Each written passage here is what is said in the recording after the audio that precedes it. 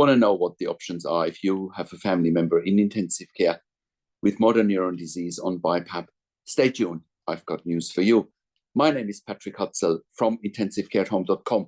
And this week we had an inquiry from a family who has their 77-year-old family member in intensive care who has been very recently diagnosed with motor neuron disease and is now in intensive care on BIPAP, is fully conscious.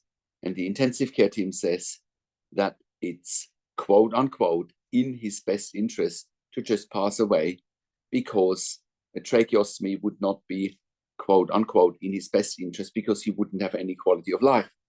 Now, I call nonsense on all of that because, with intensive care at home, we've been looking after patients at home with motor neuron disease and a tracheostomy for a long time. And also I've been looking after patients at home with tracheostomies and motor neuron disease 25 years ago in Germany with intensive care at home. So the whole notion from intensive care teams or from sometimes even MND associations, whether, the state MND associations in Australia, who are very negative towards a tracheostomy, need a crash course in what's actually possible at home and need to give patients control and choice and not just say that it's quote unquote in a patient's best interest to die just because they've been diagnosed with what is a progressive and terminal illness, what life can be prolonged if, everyone is showing some goodwill and if the patient and the family want that. And, instead of letting someone die, well, why not let them live and give them a choice? There's plenty of time to talk about end of life once a tracheostomy is done in case a patient or a family changes their mind, but give them a choice so that patients and families also have time to think about it, right? So, and what is quality of life? What is it? It's not something that an intensive care team can measure. It is something that an individual needs to decide for themselves what quality of life they want, what quality of life is acceptable for them when they are critically ill or terminally ill, in the absence of an advanced care plan. But what I can confidently say is that, we've had patients at home and have patients at home with MND, tracheostomy ventilation for over 5 years, right? And they're living a very good quality of life and they want to live. So if you have a family member in intensive care with MND, motor neuron disease, or if you're at home and your disease is progressing, tracheostomy is an option, right? If you want that, right? If you don't want that, that is absolutely fine. But you need to make an informed decision and you need to talk to people who actually live with a tracheostomy in the community, right? And not let people talk about it who have no idea about what is actually happening in the community.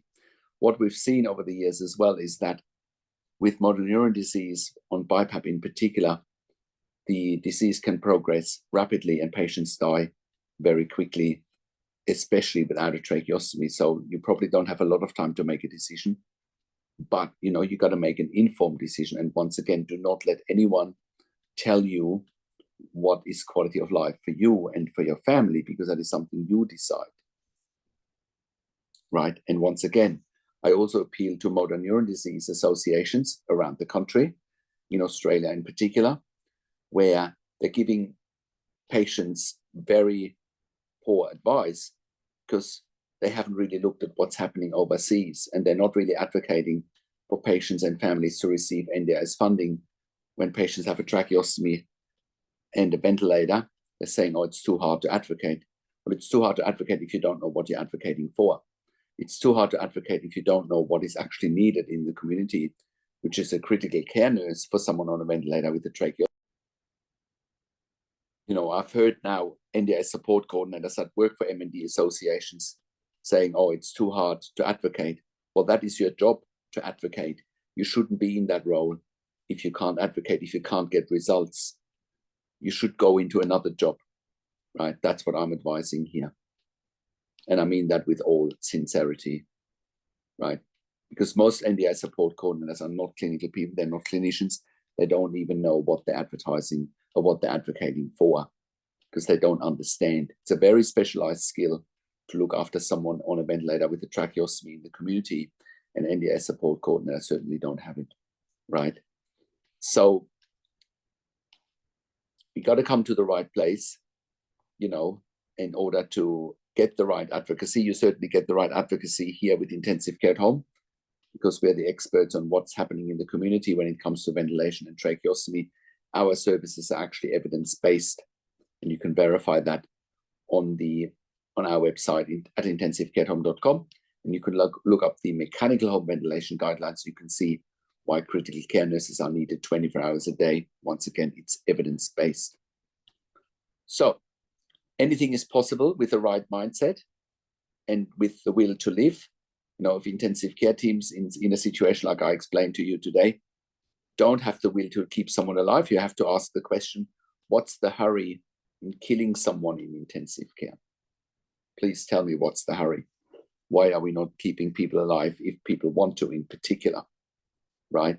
What's the hurry to kill someone in intensive care? So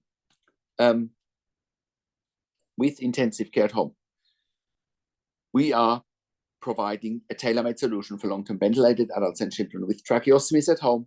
And we also provide tailor-made solutions for hospitals and intensive care units at home, whilst providing quality care for long-term ventilated adults and children with tracheostomies at home, otherwise medically complex adults and children at home, which includes home BiPAP, home CPAP, home tracheostomy care for adults and children that are not ventilated, home TPN, home IV potassium infusions, home IV magnesium infusions, as well as home IV antibiotics. We also provide port management, central line management, PICC line management, as well as Hickman's line management, and we also provide palliative care services at home.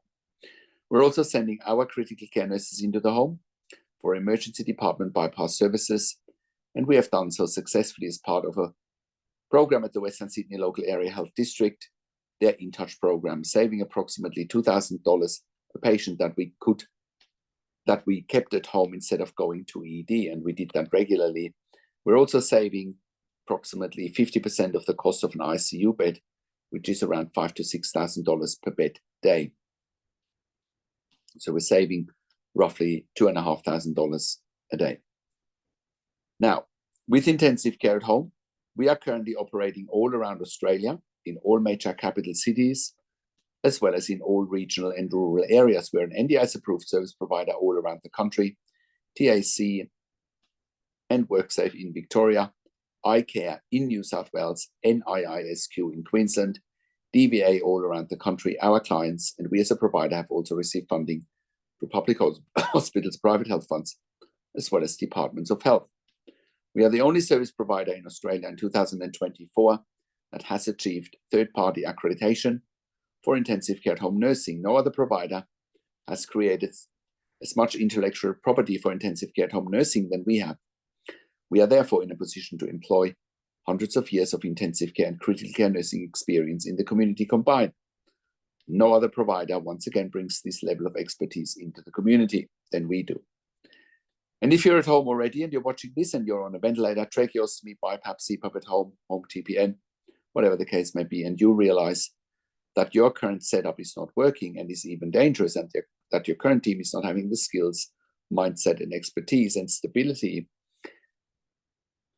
to keep you at home predictably, and you feel unsafe, where you're going back to ICU all the time, you're going back to hospital all the time, then you should contact us here at intensivecareathome.com before something serious happens, and so that we can help you to stay home predictably. Many patients in the community have died on ventilation and tracheostomy because of support worker models and not of a critical care nurse model like we do. Once again, our services are evidence-based. So, and if a support worker model was safe, why are we not having support workers in a hospital in intensive care? Why all of a sudden support workers? And if you're in an ICU watching this, or you have a family member in an ICU watching this, and you're there long-term, or your family member is there long-term, ventilation, tracheostomy, or anything that confines them to an ICU or a hospital bed long-term, I encourage you to reach out to us here at intensivecareathome.com. Just call us on one of the numbers on the top of our website, or send us an email to info@intensivecareathome.com, so that you get the right level of care and the right level of funding. That's also why we're providing level 2 and level 3 NDI support coordination. Our NDI support coordinator, Amanda Riches, has a wealth of knowledge. I'll put the link in the written version of this blog to an interview that I've done with Amanda a while ago. And if you're an NDI support coordinator watching this and you're looking for nursing care for your participants, please reach out to us as well. If you're looking for funding for more nursing care for your participants and you don't know how to go about it and what evidence to provide, I also encourage you to reach out to us. We can help you with the right advocacy. We also provide NDI specialist nursing assessments done by critical care nurses with a legal nurse consulting background.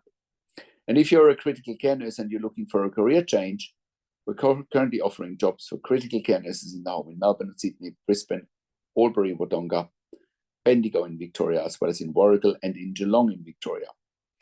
If you have worked in critical care for a minimum of 2 years, pediatric ICU, ED, and you have already completed a postgraduate critical care nursing qualification, we will be delighted to hear from you.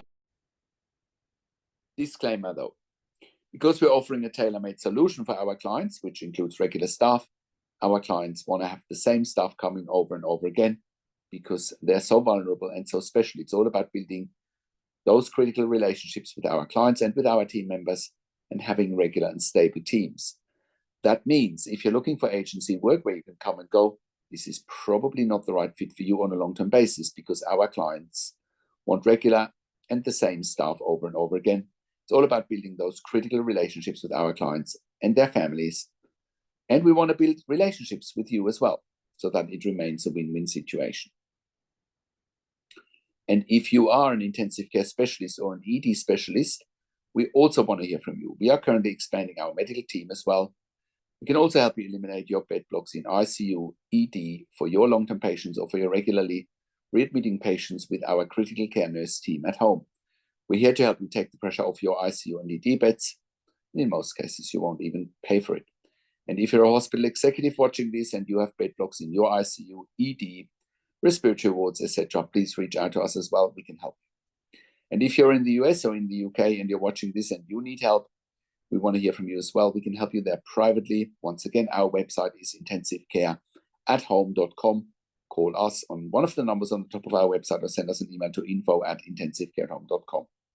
And if you like my videos, subscribe to my YouTube channel for regular updates for families with intensive care at home and intensive care.